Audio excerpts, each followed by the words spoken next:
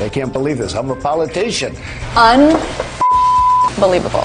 You can see the excitement. Look at those hands. Are they small hands? People want to move. People want to move to Canada. They're not acting like politicians. They're acting like middle school kids. If Donald Trump is president, that's going to be a really big disaster, and I'll probably have to leave the country. Where would you go? I'm going to Canada. You're going to move to Canada? I love Canada. 28% of Americans say they'll move to Canada if Donald Trump is elected president. 15% if Hillary's elected president. I agree. I would move too. We brought them the immigration papers. I have application forms for permanent residence in Canada. Would you fill it out? And they were like, hell yeah. Like, it would be a great reality show. Like, I would watch that show. It'd be very well written, honestly, if it was a reality show. But it's real life.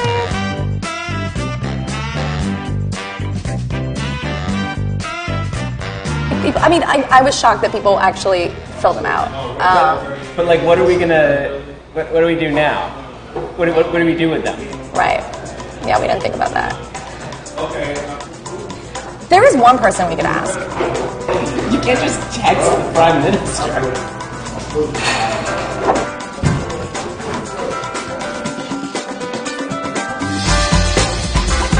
Perfect day. So glad to be here. Justin Trudeau, Prime Minister of Canada, heartthrob phenom who rode a wave of flowers and sunshine to victory last fall.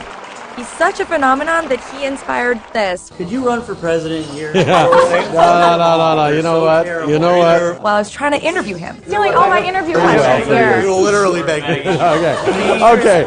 Get up, guys. I don't know if you noticed, but I actually have a job, and it's a pretty good one. Once I got him away from the thronging bros, I asked him about the impending 86.8 million Americans. That's like so many millions of Americans. Like, qu'est-ce qu'on va faire avec tous les Américains?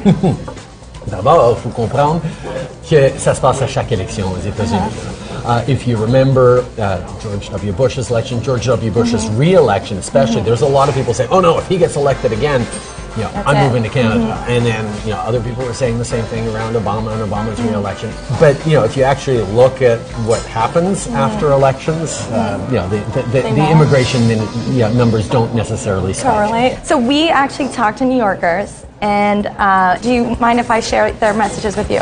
There you go. Hey, Prime Minister Trudeau, hey. Please help us. Please help us. If you could grant me refugee status from Donald Trump, I'm totally going to move to your country. Let all Americans come to Canada so we could be safe and happy and free. You had a quote, right? Like, your cabinet's diverse because it's 2016. Like, that's the kind of thing that we need. We need to move forward and be more inclusive, so... Remove that border. We don't want no border between us anymore. We don't want that. We want one country, one nation, one president. If things go rogue, in that bad direction, save us. Save us from Trump. Please save us. Thank you. What do you make of that? This actually gives me tremendous confidence. Really? Yeah, because people are realizing, that this election does matter, and they have strong opinions. And people who might not have thought about voting, are now going to make sure that their voices get heard, and they're going to make sure that the government that gets elected in the United States reflects their values and their priorities. And that's what democracy is supposed to be all about.